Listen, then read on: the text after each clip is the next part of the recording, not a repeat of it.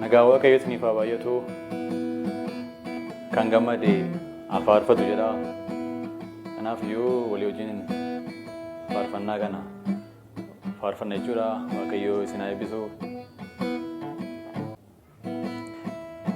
Namni kan jaallatu kan hin amaanamu waan argamu irratti kan qaqqabatamu. Ati garuu Yesuus gaalaan hin murtoftu bara barati kan ati jaallattu. Namni kan jaallatu kan hin amaanamu waan argamu irratti kan inni ati garuu Yesuus gaalaan hin murtoftu bara barati kan ati jaallattu. Jaalalli kee hundumarra naaf jala amaanamummaan kee dubbadhee hin fixu.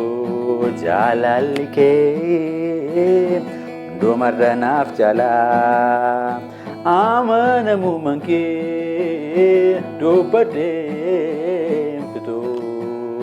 Namni kan jaallatu kan hin amaanamu waan argamu irratti kan inni amanu.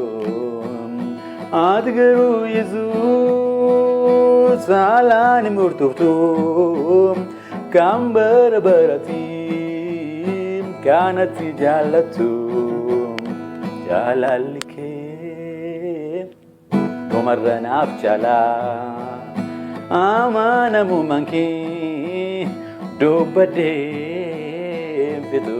Jaalalli kee hundumarra naaf jala amaanamummaan kee dubbadhee hin fixu. Utuun sin jaallatiin na jaallatte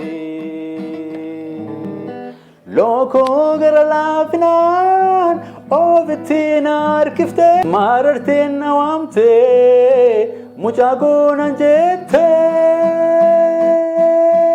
Kottuuti jiraadhu ani yaadan siif qaba manni koos gaariidha kan jireenyaaf nagaa.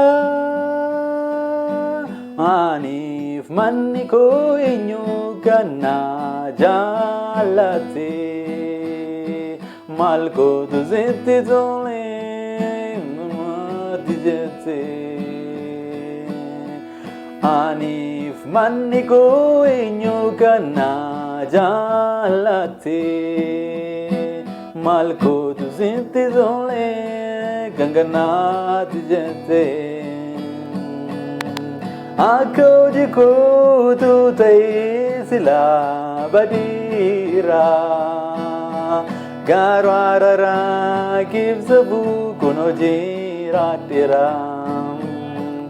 Akka hojii kootu ta'ee silaa badiira garuu araraa keessa bu'uun hojii raadheera. Gaati kee maaltu deebisa yoo maal jedhee sitti tolaas gammachiisa. Jaalachuu hin danda'uun qabu boqonnaa arguu baaraguun siif kenna. Gaati kee maaltu deebisa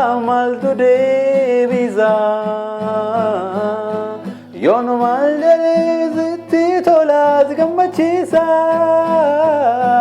Jaalachuu hin danda'uun qabu boqonnaa barakoo umrii koo siif kenna.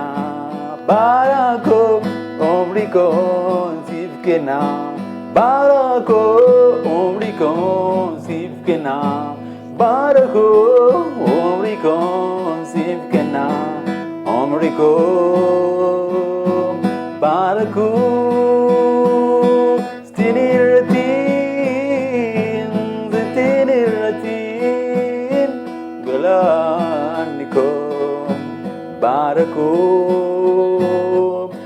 Umriku benar tinggalan